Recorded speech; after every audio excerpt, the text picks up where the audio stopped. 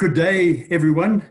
Thank you for joining us during this lockdown period that we are in. It's an exciting time for us in terms of being able to catch up on many of our development projects. So we're trying to make the most of it, and we'll talk about that as we go through this. So thank you very much for taking the time to join us. Some of the items I might speak about are under development. So I need to give you the disclaimer that not everything is available immediately for purchase, etc. So we'll get to that as we do. What is it that drives the people of Southern? In case you haven't noticed, one thing in common that we try to make sure that all the staff have to make them work those long hours and to not accept mediocrity is this thing about challenges. We are driven by challenges. We love it when clinicians come to us and give us another challenge. So challenge and passion are the two things that really drive us forward and make us do what we do. And there's no better time than right now to be motivated by the challenge. And we'll pull it through by way of passion in terms of being able to deliver what we need to deliver. So look at this. What is the relevance of this nearly 90-year-old car? And I thought the relevance of this is that it was designed in 1929, which was just at the start of the last Great Depression. And it was designed with an enormous amount of passion, but a challenge. At that time, there was this great challenge on. And the challenge was to try and build the world's best car. And everybody was trying to do that. So here is the tappet cover off of the engine on this amazing motor car. 7.7 liters with a 6-cylinder motor. And we were setting the tappets over the weekend. And they set to a 3,000th of an inch so that this engine, when it's beautifully done, runs absolutely dead quiet. Not mine at the moment, but mine is certainly still making too much noise, but that's what it's about. So this is a Rolls-Royce Phantom 2 conceived in 29, and this is a 33. And I think it's to show that even in the times of absolute crisis, as there was during the Great Depression, that some really good things can happen. And that is that one's got to challenge yourself and see where you can get to in that. So the challenge in this particular car was to build the best sports car. So people like Bernardo, etc., had these. And you could drive to work each day in it, but you could also use it for the 24-hour Le Mans. And of course, the Mille Miglia. So there was a challenge on to try and do something better than what the opposition and the competition were doing. And then, of course, you all know the Ford versus Ferrari story because of the movie. And this is the 1966 designed Ford GT40, which was there to try and beat Ferrari, and they succeeded. But what drove those engineers to do this was the challenge. Let's try and do it. Let's try and get out there and do it. And that obviously is what we do. So let's get back to our dental implants and the next challenge and the passion that we've got to put into trying to see what we're going to do. So in terms of medical regulation, a lot of people see this as adding new layers of complexity every year. And some people say regulation kills innovation. And I hear that quite often with people saying that innovation, is being killed by all this regulation. But we don't see it that way. We see it as a challenge that we must conquer whatever the regulatory authorities come up with, but it's also an opportunity to differentiate ourselves. So as long as we have a strong and inspired quality department, we don't see it as, oh dear, this is just a disaster, another disaster coming. We see it as the challenge of let's get there and do it first. So the two big quality challenges that came up that we thought we would take on and inspire us were MD-SAP. So MD-SAP is a system called Medical Device Single Audit Program, MD-SAP, Medical Device Single Audit Program. And that came about, and authorities said, we will come with auditors that are qualified by the FDA, by the Europeans, by Australia, by Canada, and we will give you one incredibly big audit. And we will approve you for selling your products in all those countries all at one particular time. So of course, we saw this as a challenge and we said, well, let's go for it. And I think we were one of the very first implant companies that exposed ourselves to MD-SAP. So what that is you end up with a team of auditors and they go through your company, checking it against all the regulations in just about all the countries of the world. We did that in the beginning of last year, was our big thing there. The next big challenge is MDR. Now, as you probably know, the European regulations were based on MDD, which was Medical Device Directive, which came out in '97, I think. And now they've written the regulations, the MDR, Medical Device Regulation. And it is available for companies to qualify in terms of MDR. But you have, as a company, between now and 2025, so many companies have decided, well, we'll leave it as late as possible because there are a whole lot of new regulations that you have to comply with. But at Southern, we said, no, let's rather do that as quickly as we can. Let's face the challenge head on. And that is our focus this year, is a major focus on us to change from MDD to MDR and to try and be one of the very first companies to be MDR compliant. And that's driving us. And it's obviously the challenge that we set ourselves is to get there first and to take this head on. And just to show you that the types of auditors that come and audit us are real people. This is the recent audit that we had in February. These were our auditors standing alongside me. And we learn so much from these people because they go to all our opposition companies as well. And they see what's going on there. And then they can measure you against that. Now, in this recent audit in February, where we told them that we're now heading to MDR, they looked good and hard at all of our items. And they found a few minor non-conformances. One of those, interestingly enough, was the fact that we export quite a lot to Taiwan. And Taiwan, of course, has its own regulations. And just to show you how comprehensive this MD-SAP is, they found one of our quality documents that didn't mention the Taiwanese regulation. And that then became a minor non-conformance. So we are doing everything that we have to do for Taiwan, but we didn't put it into one of the documents. And as a result, that became a minor non-conformance. So those are wonderful things. We learn from them. We take it positively going forward, and always with the ultimate goal of being as compliant as we can. So now to move on to our passion for precision engineering. This is always just a challenge. It's a challenge to do things the best that we can possibly do them. And the big challenge with precision engineering is that nothing, when you look at it in enough detail, nothing is quite as good as you want it to be. Every batch of materials is slightly different and it comes with its own certificate and we have to evaluate it. And we always say, gosh, wouldn't it be wonderful if only? But that's the challenge, is to deal with what we can get, what the best is available, and then to make our designs fit with that.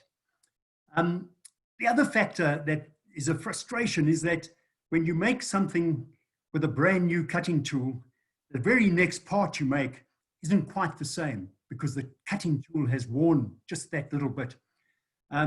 So you look a little bit further beyond the product and then back to the devices that we are using with it.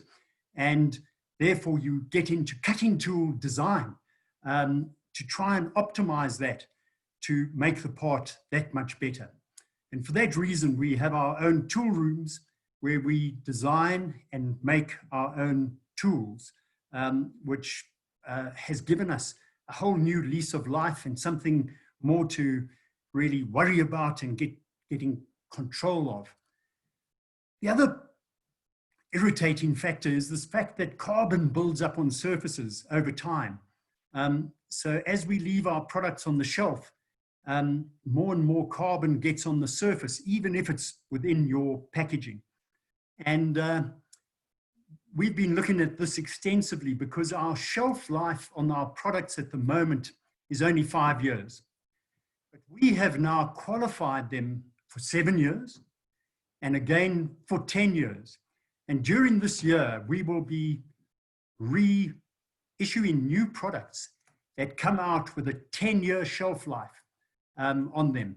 And obviously we're negotiating with the regulatory authorities on this, but it is a wonderful thing that the item won't go stale on your shelf as quickly because it will have a 10-year shelf life. And that's been part of this thing, but part of why we've studied how carbon builds up on surfaces over time and how to optimize the packaging so that it doesn't build up to that. So our aim is, of course, to give you superior products so that you can get optimal treatment outcomes with your patients. And for that, we have started setting our own higher standards. So although the ASTM standard, American Society of Testing and Materials, might say X, we say X plus another 30% or whatever it might be. And we are putting those, our own higher standards on the drawings. So we will put the underlying standard and then we will add to that our new higher standard so that we are not only going to comply with minimums, we are actually going to comply with much higher standards.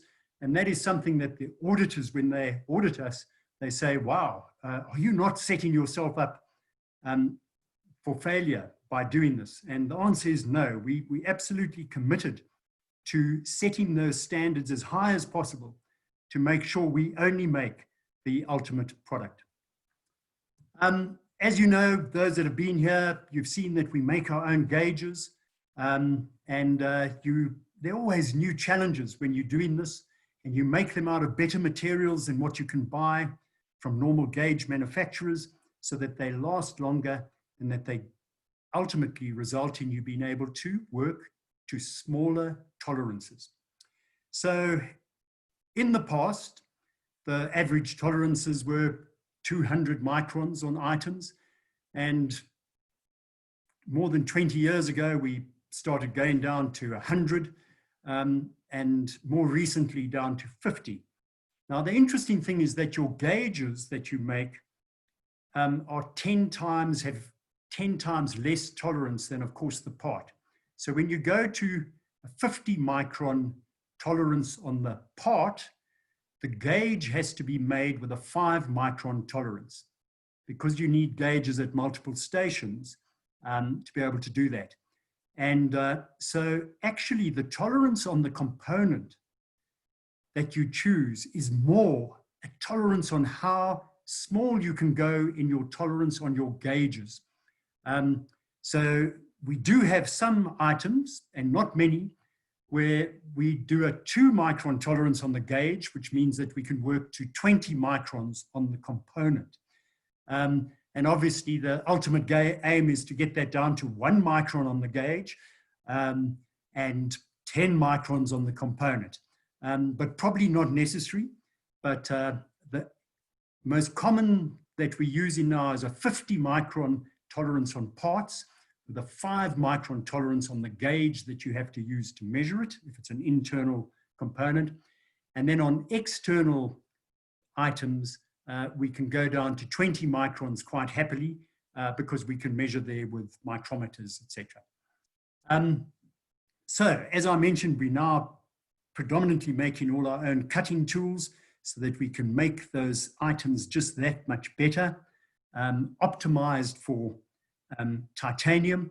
And we've even started building our own machines. So before we'd specify, but now we do. So this is one of the machines that's under construction right at the moment, but all in this aim to get to doing things just that much better and that much more precisely for the difficult components that we do and the large variety of items that we do. So we aim to win any challenge that is set out there. And some of these challenges are not written down. They are challenges that come about where, you know, you'll see that another company is claiming something. And of course, we pull our team together and we say, come on, guys, are we up to the challenge? Let's try and do this better.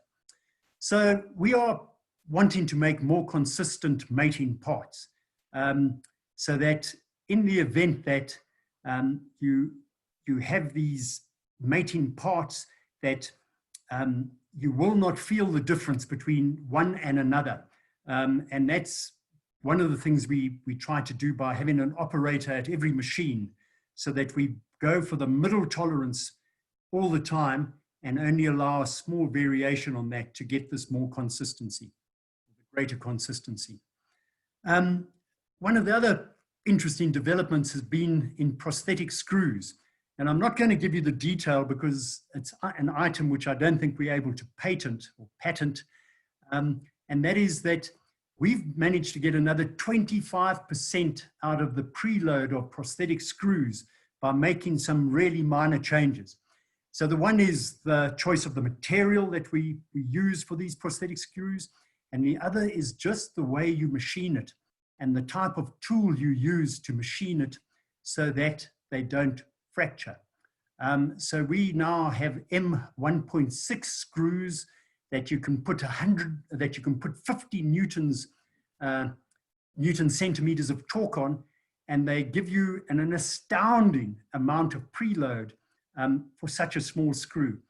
So these are small details that drive us because, of course, we are always driven to try and do something that will give you that competitive edge, will enable you to treat your patients better. So we want to have the strongest narrow diameter implants. And I think with our 920 megapascal titanium, we have done that so that we can have less titanium, more bone in that. The narrowest zygomatic implant is a critical factor because those patients have so little bone. There's been a lot of debate around those designs.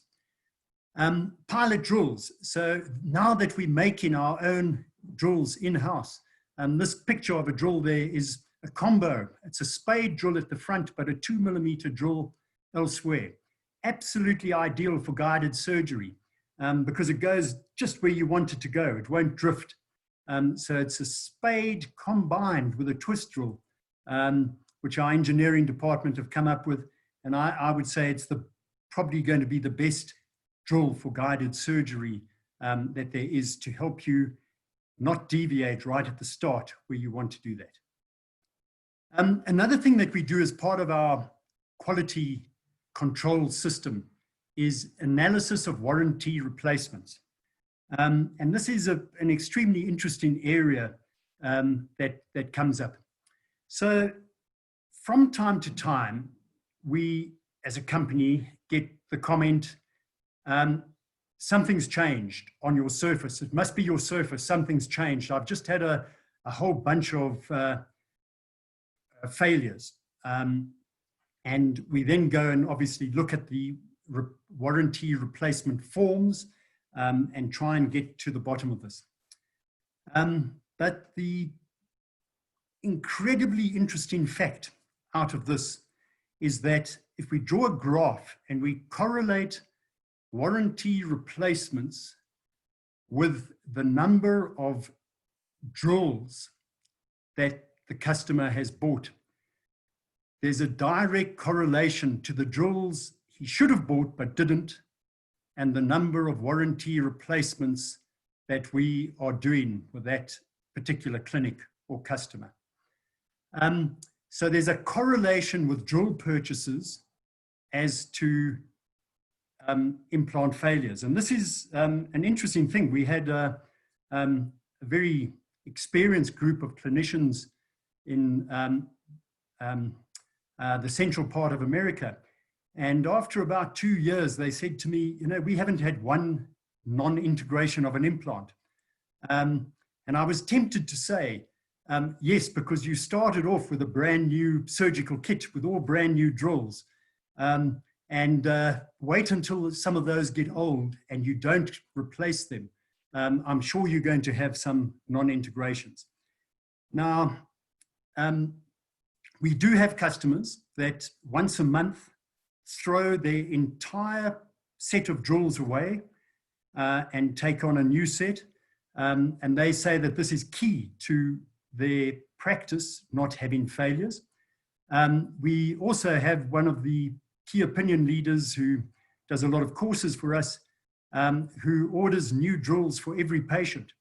And he has an incredibly high success rate with his implants, almost no non-integrations. So the reason why I thought I'd bring this up and put it into here is that at this time, when we all get back to work at full force, maybe people are going to forget to buy replacement drills. So we're going to do a special COVID-19 offer on drills to try and remind you, because to us, it is the biggest reason for non-integrations of implants. And I think Salah Hawais will tell you the same with the osteodensification burrs. They do not last forever. One needs to replace these things more often than what you think in order to get good results. So yes, people bring up surface when they have non-integration of implants or implant failures. So let's talk surface just for a few moments. This is a reconstructed image that we do of implants. And the reason why we've done a lot of these is in terms of getting your product really clean. We found that this design, the INVERTA design, is the most difficult of our implants to get free of organic contaminants. And the reason is because it's got these very deep threads in this section of the implant, and then the shallow threads over here. And for some reason, that causes a concentration of carbon buildup on the tops of the threads over here. So the cleaning protocol that we use, this is an ideal implant to judge that, because it's the most difficult implant to get really clean and free of organic contaminants. So this is from our SEM, where you do a reconstructed picture of this, which is quite critical. Now, a number of people have asked us if we would not, rather than using the normal surface that we use, if we would not rather change to a surface similar to this. Now, this is an acid etched surface. It's also enriched with some calcium. Obviously, we look at these things in a lot of detail, and we have to say, what do we do? One of the courses that I did when I was at the University of Utah was a course in statistics. And when we look at long-term papers, the 10-year studies, the 20-year studies, one always has a look at that little thing called sigma, the little sigma aspect, which is the standard deviation. And if you look at the standard deviation in any long-term studies, the amount of bone loss on the implants might only be quite small on average, might be 0.2 of a millimeter or so. But as you get into the longer term studies, the sigma value tends to go up.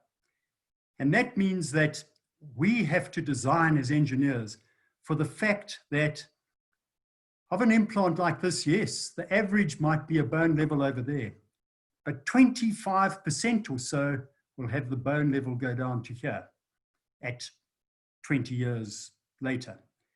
So that means that this section of the implant on a number of patients, 25% of the patients, that part of the implant will not be in bone any longer. And that's due to remodeling of the bone in the patient. It's due to a number of circumstances that we can't always control. And that means that this surface has to exist in soft tissue. So the test of an implant surface is to put these surfaces onto abutments that will be in soft tissue if you want to look at it short term, because that will give us how this will perform long term in that 25% of patients that have bone loss maybe to that level over there. And this is the reason why we are not keen on these acid etched surfaces, because they do not do well in soft tissue. They get colonized with bacteria, and these tiny little pores all over them are just an absolute nightmare from a peri-implantitis point of view. So that, I hope, will answer why we don't do that in particular. So let's go back to our challenges. And the INVERTA challenge was one we embraced. We absolutely thought it was great fun to be involved in designing this implant and being able to get it right. And the first thing is the fact that it's narrow at the top. And narrow at the top means this is the part where it's potentially going to fracture. And the key to that was this 920 megapascal pure titanium, which doesn't grow cracks as easily as does lower strength and as does alloys. The other factor is to not have sharp corners in the base of these threads, which would be the razors of stress that you would get with that.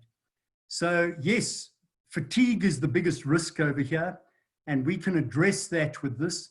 So would we have been able to make an implant like this 10 years ago? And the answer is no, we wouldn't have, because this high strength material wasn't available then. We would have had to make it fatter at the top and less of a body shift, which really wouldn't have been what we'd have wanted.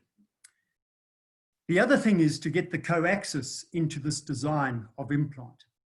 And over here, you'll notice just where that little red button is now, we have a wall thickness of only 0.2 of a millimeter. And that is key. And we had to check on our fatigue testing that, of course, we wouldn't get cracks developing here. But as you can see, it's often in an absolute ideal place where the implant is at its biggest. And that gave us, or helped us, in being able to fit this into the INVERTA. The other challenge was to get regulatory approval in record time. So we always set ourselves goals, and we say, okay, let's see how quickly our regulatory department and our engineers working together can get this to happen. And we got this approved in Europe in record time, and then in the USA also in record time. And within a 3-year period, we had got approval of the product. We'd got animal trials, which were done in Boston, cadaver study done in Belgium, Ghent, and clinical studies were done, so that at 3 years from inception of the product, we had all of that and we could launch it with confidence that we had something that was really a game changer. And of course, part of this was also to develop special titanium drills in order for the site preparation of this. So those are the challenges we absolutely love and embrace, and what drives us to not become despondent and not to want to give up. Another challenge was the guided surgery challenge. And we went to a guided surgery conference in Germany, and people were showing these wonderful big sets of all the guided drills that they had, etc. And I went to most of the podium speakers and I said to them, gosh, did you buy that guided surgery set? And all of those that I spoke to said, no, of course not. It was given to me because I was going to present on this over here. So I think when you look at those and you look at the price of the guided surgery, you'll notice that not many people are very interested in that. Our engineering team had the challenge to try and do something that A, would work with tapered implants, B, it would work with body shifted implants, and C, that it wouldn't be a surgical kit with a myriad of new drills that were there. So the challenge was to do that. And so this is the little item here that there is, which is these, the yellow, blue, and pink. And they are items that attach to any normal drill, can even attach to an osteodensification drill, and it can attach to an implant inserter. And in that way, you rotate that and you can take the inserter out. And if we control the length of all the inserters, and we can rotate this and lock the inserter in, we can place the implants with absolute precision as well. So the guided surgery kit gets reduced really to 3 items that you can use with standard items. And we think that this is going to be way more practical to do. And those are just starting to come into stock so that we'll be able to do that. So yes, you can drill with that. You can then put your implant inserter in it and you can insert the implant all using these guides. And of course, this has different offsets, as you can see what the offset is there, and there are 3 offsets for that. So again, a little bit of precision engineering in order to simplify matters and make it much more practical. Finally, in terms of things, we all know that we're in COVID-19 time at the moment. So what we spent the Easter weekend doing, day and night, was working on the CPAP products that are needed. And CPAP is continuous positive airway pressure. So these are the ventilators that don't intubate and put it right into the lung. They simply, with a mask, where they introduce oxygen and positive pressure to help the patients breathe. And of course, enormous numbers of these are needed. A lot of the little components inside the CPAP ventilators are very similar to dental implants. So we've offered our assistance in making those tiny items so that we will be able to help the national cause, etc., in being able to do that. So a little bit off topic, but again, a lovely challenge. A challenge we got just before the Easter weekend, and we've now gone through all of the manufacturing of those items so that we can get on with that.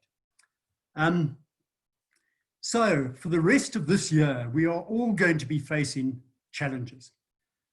We invite the clinicians to discuss with Southern the contact person that you would like to talk to, or to send me an email of the challenges that you're facing, that maybe together we can work and we can find a positive or a win-win out of these different challenges that every country is going to face in the near future.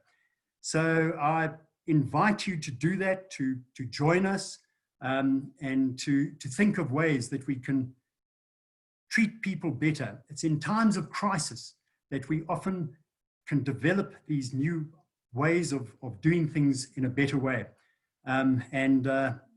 That's really rising to the challenge, and that's really what we want to do. We're now going to go on to some questions, and 1 or 2 have already been posted, so I got a few moments to do that. And this one in particular is, do we as a company support the one abutment, one time? Because we do it for the full arch cases with our multi-unit abutments or compact conicals, but for single teeth, the question is, are we working on an equivalent? And the people who really believe in this concept of one abutment, one time, Luigi Canulo has said to us, we've got to do this for single teeth, especially single anterior teeth.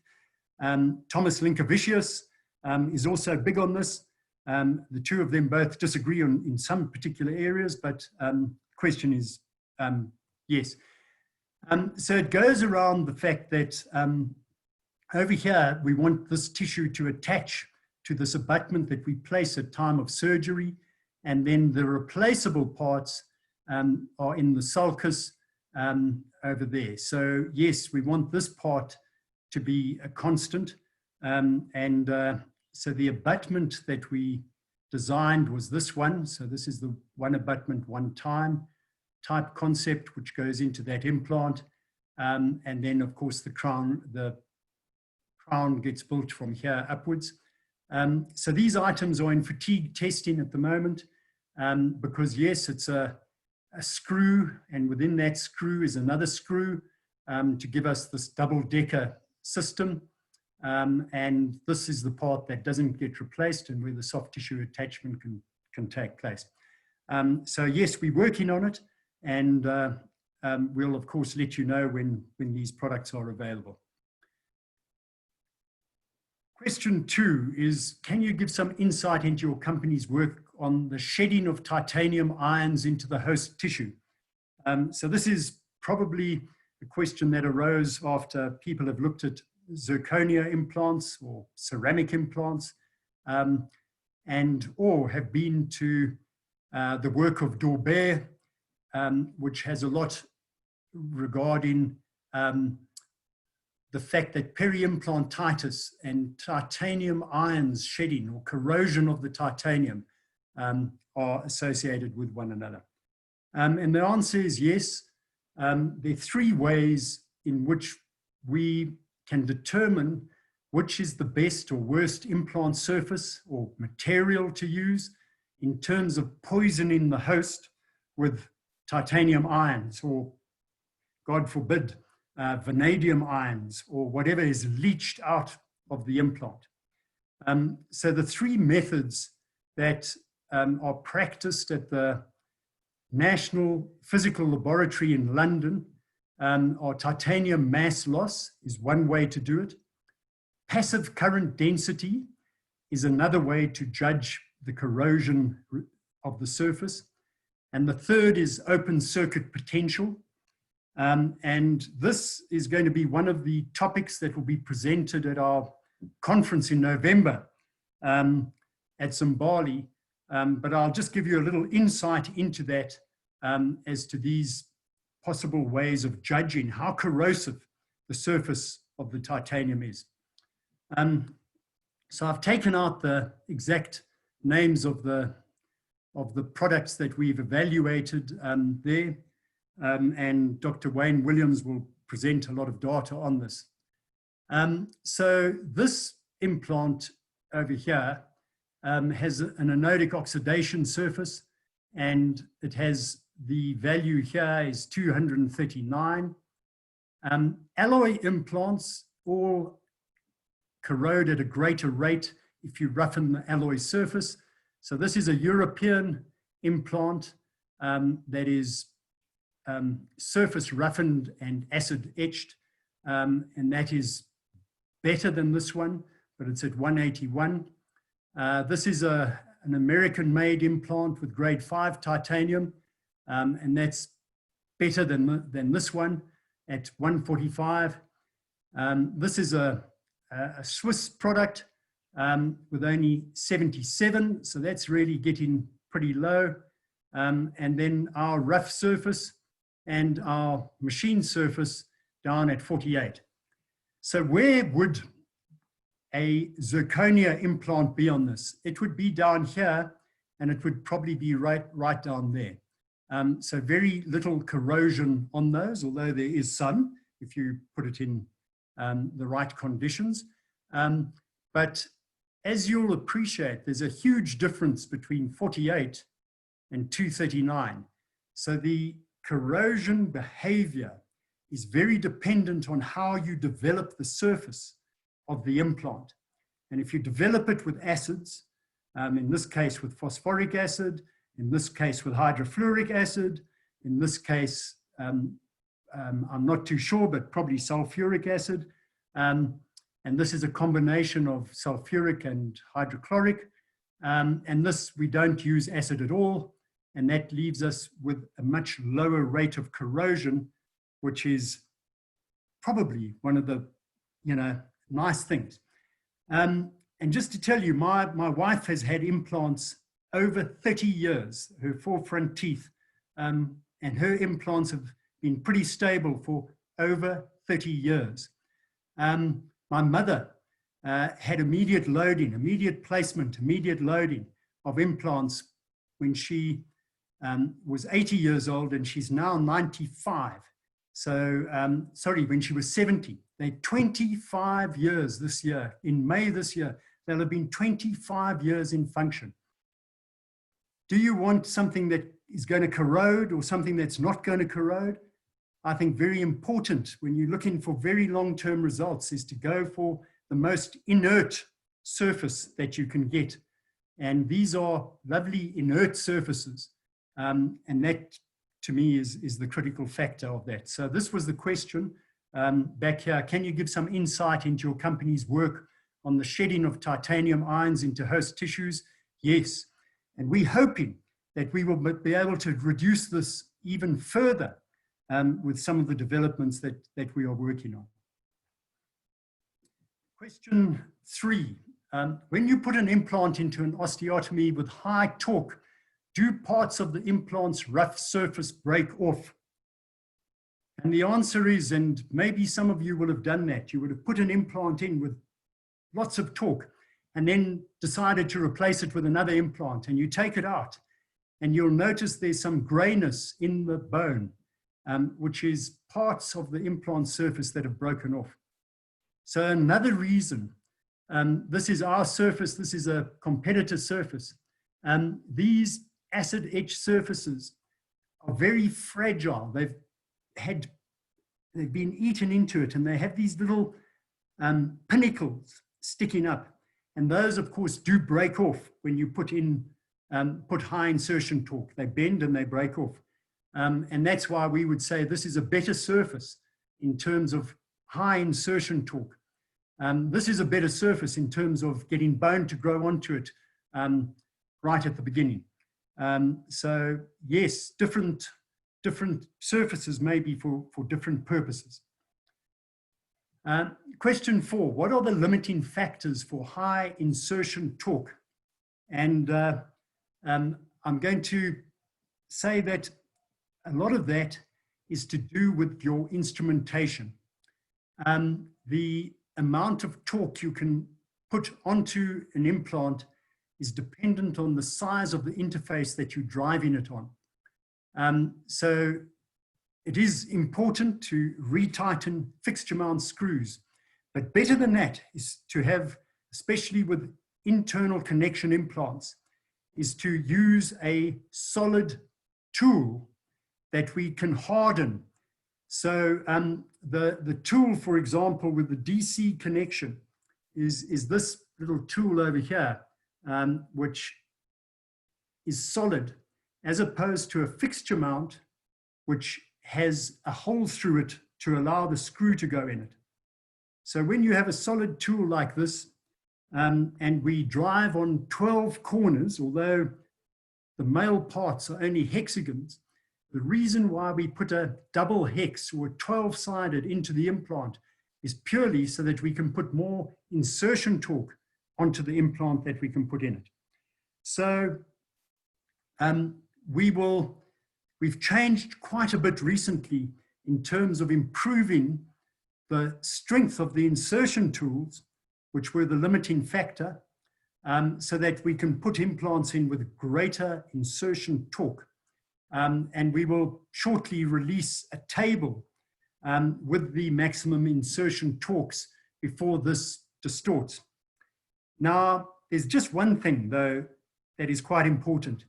When we test these, we do it under ideal conditions. So we're working directly straight on the item and we're applying torque. When you're doing it, it's often with a bend-in moment as well, because you're trying to redirect the implant and you're trying to do it at the back of the mouth. And that way, yes, you can damage the implant more easily. So when we do that, know that those are ideal conditions for insertion torque, whereas the conditions under which you need to work are not that ideal. So that is the limiting factor. But our aim is to always have high ability to put high insertion torque on bigger diameter implants, because if you look at the formula for how much pressure there is on the bone, the bigger the diameter, the more it is spread over a bigger area. So we can put much higher insertion torque on a big diameter implant than you can on a small diameter implant. So on a big diameter implant, it goes up with the square.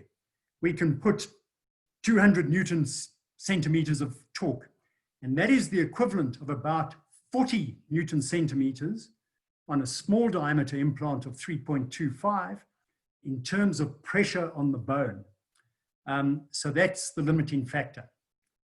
The other very important thing on this is where is the torque coming from? Because if the torque, the resistance to torque is coming from the cortical bone, by trying to jam the collar of the implant into cortical bone, then you will lose that bone because you will squash the blood supply from that bone and it will resorb.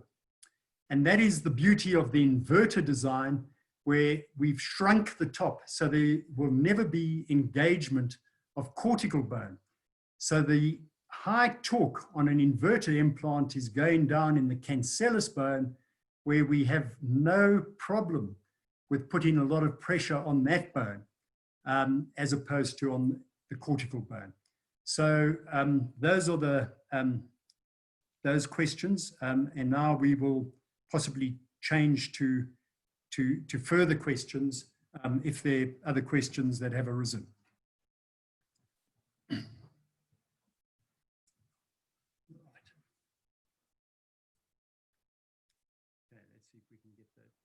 Questions up. This question, what grade of titanium are used for the fixture? So all our fixtures or implants are made with grade 4 titanium, but as I say, we've written our own spec. So the ASTM spec is ASTM F67, but that only calls for 550 megapascal strength material. So we embrace grade 4, but we raise that part of the spec from 550 to 920. Now, the grade that we used 30 years ago, which is the second part of the question, was grade 3. That was grade 2 and grade 3 were the only commercially available materials for making implants. And they were down in the 400 megapascal strength. So yes, things have changed a lot. And that is why we can get away with making much smaller diameter implants now than we could in those days. So it is true to say that a 375 implant from long ago would always fracture the molar region. But maybe if we made those same 375 implants out of the high strength titanium, we would get away with putting them further back in the mouth, them fracturing. So I hope that answers the question. Grade 4, pure titanium, ASTM F67, but our minimum requirement is 920 megapascal strength for all of those. Right, the next question is, any micro leakage between those parts on the abutments? And the answer is yes. And I'm just trying to think of some of the very good studies that have been done. But all connections seem to leak to some degree. Hugo de Bruin analyzed the insides of abutments from various manufacturers, and whether they have a conical connection or a butt connection, in all cases, there was, they found pathogens on the inside, which in vast quantities, which shows that all connection systems do tend to leak to some degree over time. So the answer is we should just try and limit that as much as possible. We have done a very interesting study together with Ghent University where we compared external hex with a deep conical connection, and we kept everything else the same. And we know from the laboratory tests that we have done that the external hex or the butt joint connections do leak more than our conical connection. But the interesting thing was that it didn't have any correlation with the bone remodeling around those implants. So probably the biological environment is such that a certain amount of leakage doesn't cause any bad effects or any change in the bone level. But when you go to macro leakage by putting cast components directly onto an implant, then definitely, because now we have highways through which bacteria can move backwards and forwards, as opposed to minimal leakage. I hope that answers the question.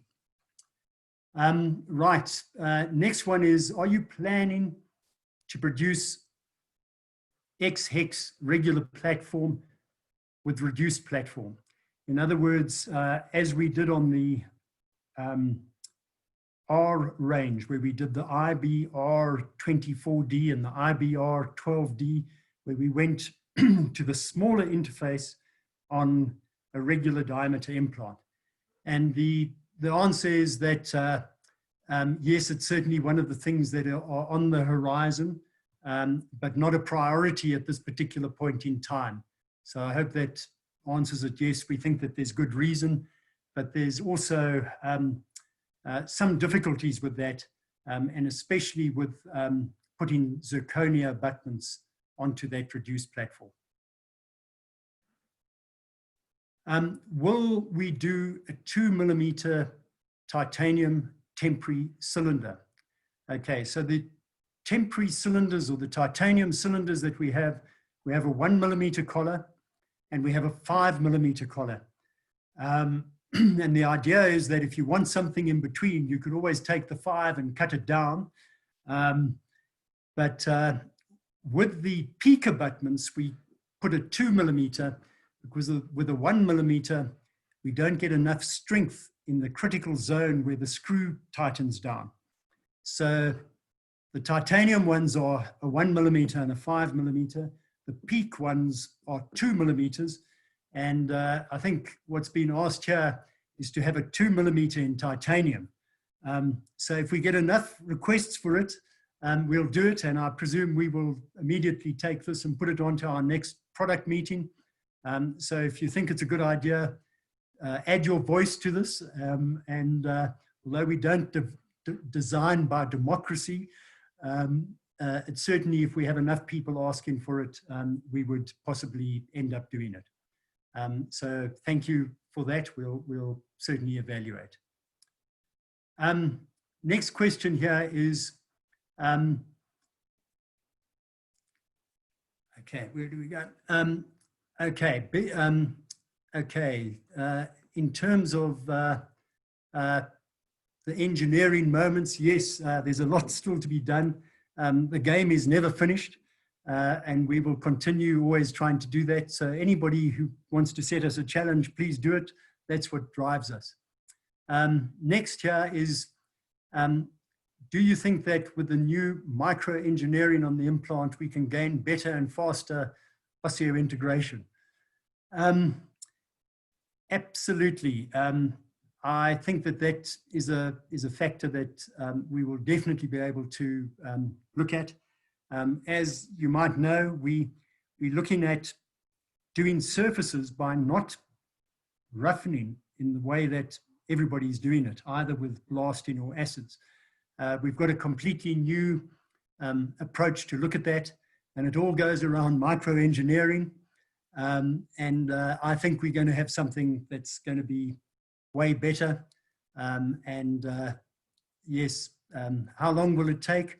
I don't know, but we've already started, and we will be doing that. So thank you for the question. I think there's time for a complete change in terms of how we microengineer a surface.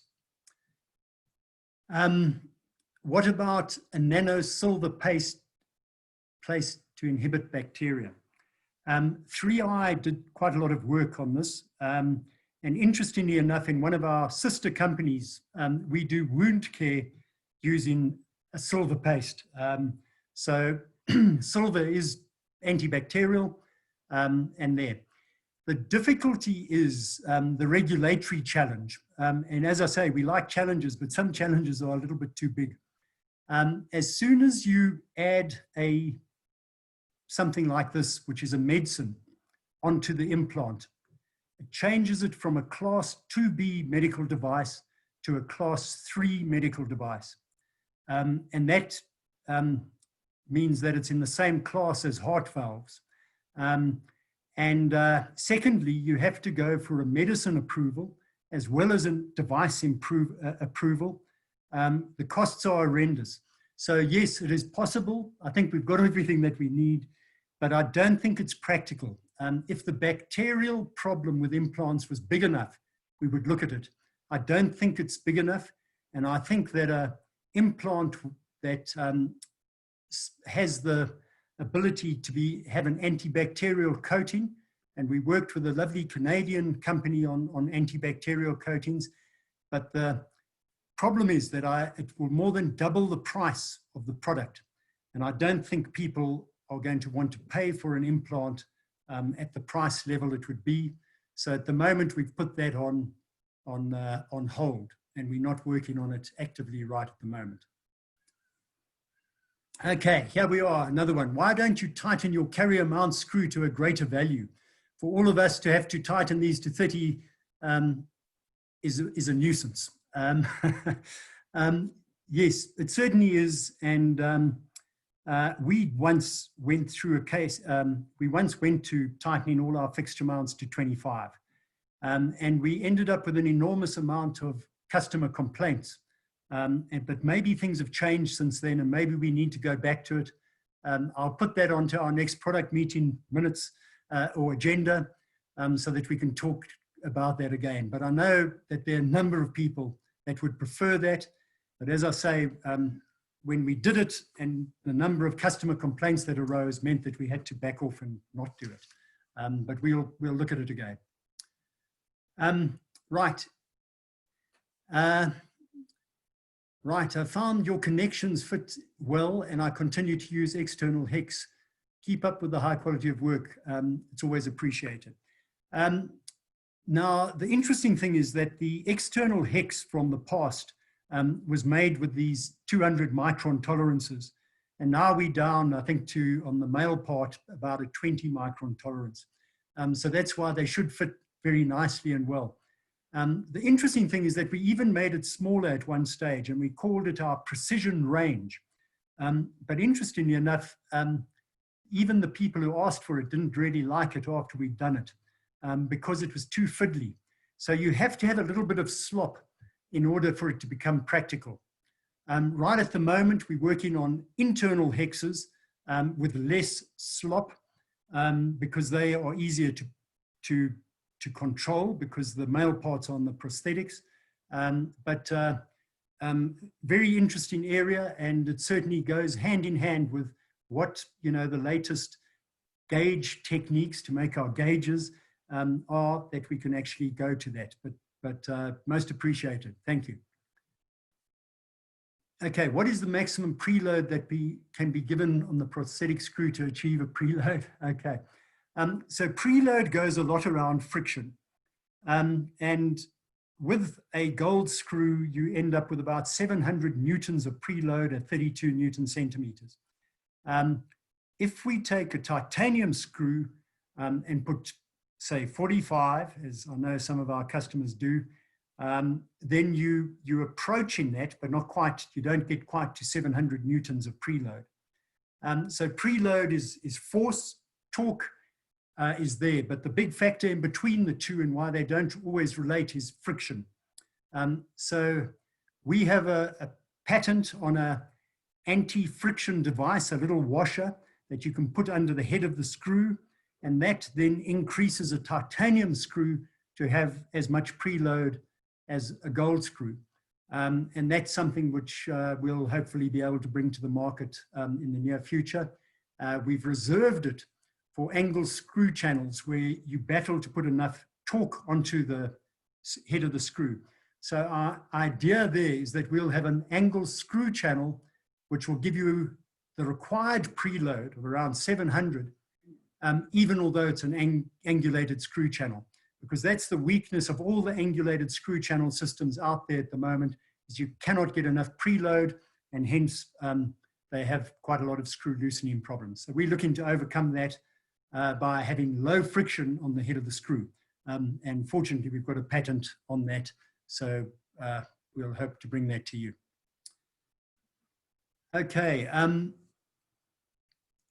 Okay, the X-Hex provides coaxes at narrow diameters, IBNT. What internal hex provides that at the narrow? If not, when will it be available? So the narrowest coaxis on an internal connection is our 3.5 DC, which is a 3.5. And of course, that's also what we use on the inverter, where the top part of the implant is down at 3.5. So that's the narrowest that we can do there.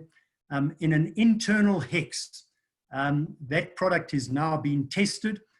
We've finished the fatigue testing on a 325 implant, but at the head it does get a little bit wider to 3.43.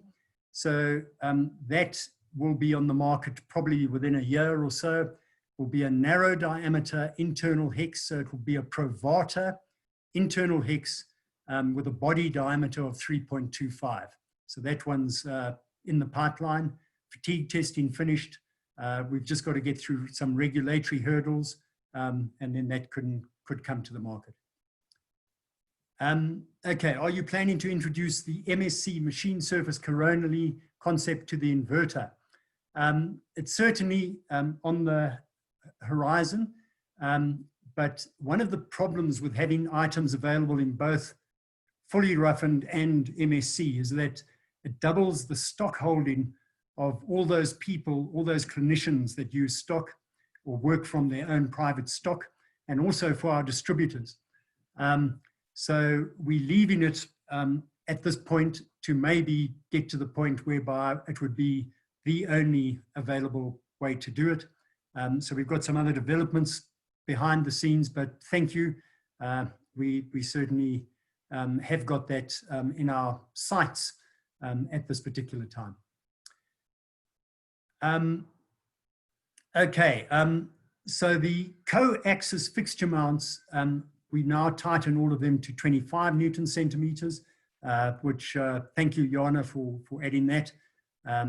But the question is, should we do it on all the straight fixture mounted items as well? And probably we should. Could you take the southern rough surface around the top of the inverter and remove entirely the little polished collar?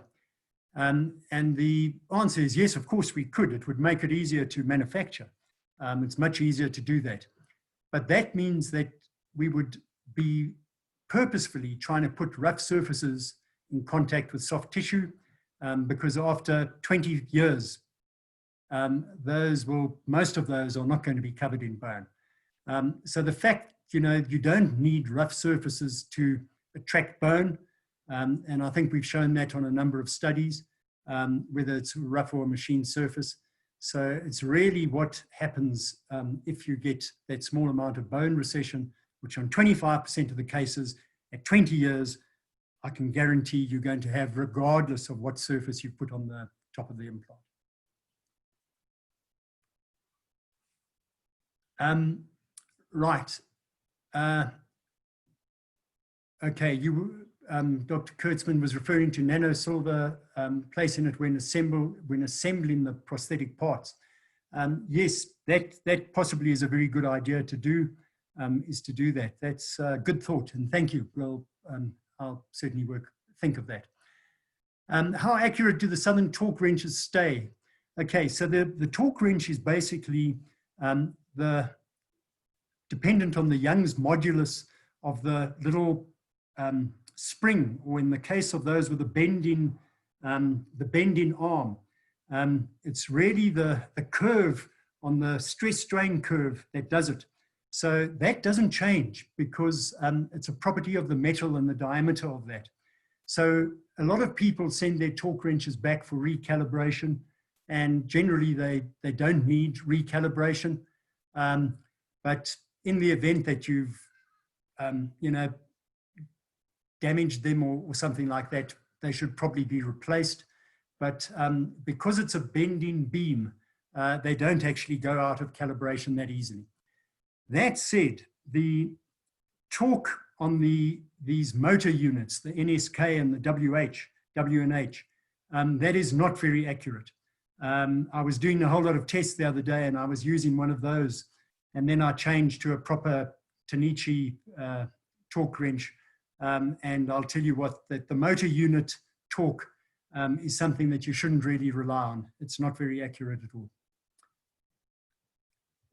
Right. Okay, so I think this is the last question we'll do. Would it be possible to create healing abutments that will be scannable like a scan flag? Yes, so I think 3i already do have that, the ENCODE system, where you scan the healing abutment, and that tells you how long it is and how wide it is, and it enables you to put it into your digital information. There is a patent on that, and we'd have to have a look at that. But an interesting concept, we're working on something similar, or an interesting concept in that line. So maybe just wait and see what we come up with, and we're doing a development on that. So I think those are all, because the time is up. So I thank you for doing that. I want to remind you that next week at the same time, there's going to be a fascinating lecture by Dr. Nick Egbert from Salt Lake City. And Nick is going to be talking about the economics of implant practices. And I think it's going to be very relevant for us as we come out of this COVID-19 as things start to get back to normal, as to looking at the economic aspects of this. So for those who are available next Wednesday, I would urge you to listen to Nick. So stay safe in this period. We're all trying our best to adapt to this new way of life, and the world will never be the same. And we're going to have challenges that we haven't even thought of, but we hope to partner with you in being able to meet those challenges and to do whatever we can to enhance the treatment that you can give to your patients. Thank you very much.